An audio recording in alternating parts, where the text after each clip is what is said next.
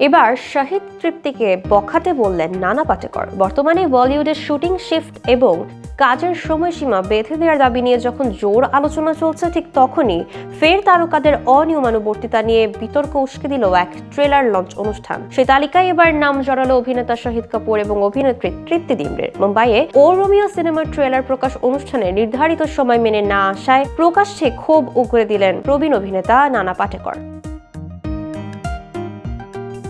21শে জানুয়ারি আয়োজিত ওই অনুষ্ঠানে কলাকুশলী এবং ছবির টিম সময় মতো হাজির হলেও মূল আকর্ষণ নায়ক নায়িকা শাহিদ এবং তৃপ্তির দেখা মেলেনি দীর্ঘ সময়। অভিযোগ, প্রায় 1.5 ঘন্টা বসে অপেক্ষা করতে হয় নানা পাটেকরকে। বলিপাড়ায় যিনি তার রুক্ষ মেজাজ এবং আপসহীন মনোভাবের জন্য সুপরিচিত, সেই অভিনেতার ধৈর্য যে একসময় ভাঙবে তা অনেকেই আন্দাজ করেছিলেন।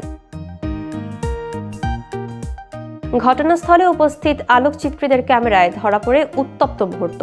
ভাইরাল হওয়া ভিডিওতে দেখা যায় নানা পাটেকর বারবার হাত ঘড়ির দিকে ইশারা করে সময়ের কথা মনে করিয়ে দিচ্ছেন। উদ্যোক্তাদের সঙ্গেও বাকবিতন্ডায় জড়াতে দেখা যায় তাকে। এমনকি রাগে গজগজ করতে করতে ট্রেলার লঞ্চ অনুষ্ঠানে ছেড়ে বেরিয়েও যান অভিনেতা। সেলিব্রিটি বলেই কি এত দেরি, এমন প্রশ্ন ছুড়ে দিতেও শোনা যায় তাকে।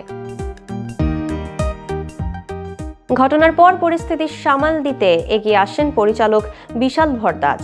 তিনি বিষয়টিকে হালকা রসিকতায় ব্যাখ্যা করার চেষ্টা করেন। বিশাল বলেন, ক্লাসে যেমন একজন বখাটে থাকে যে একদিকে সবাইকে বিরক্ত করে, আবার অন্যদিকে সবার মধ্যেই আনন্দ ছড়ায়, নানা পাটেকর ঠিক তেমনই। আমাদের বন্ধুত্ব 27 বছরের, কিন্তু এই প্রথম আমরা একসঙ্গে কাজ করছি।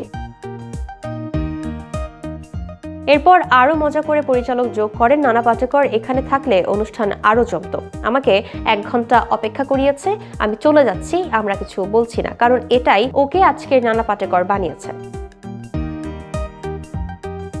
তবে ট্রেলার লঞ্চের এই অনভিপ্রেত ঘটনা নতুন করে প্রশ্ন তুলে দিল শৃঙ্খলা এবং পেশাদারিত্বের। বলিউডে তারকাদের সময় জ্ঞান কি আদৌ বদলাচ্ছে?